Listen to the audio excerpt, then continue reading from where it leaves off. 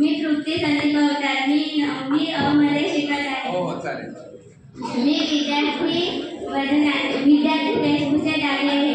आता तुम्हाला सर्वांना वाटत असेल की रोजच तर विद्यार्थी असतो, परत आज विद्यार्थी वेशभूषेत तर मी सांगेन होय. कारण आजचा विद्यार्थी हरवत चालला आहे. तो विद्यार्थी आहे असं विसरत चालला आहे. आपण सर्व सांगतो की मला डॉक्टर बनायचे आहे, मला इंजिनियर बनायचे आहे, मला पायलट बनायचे आहे.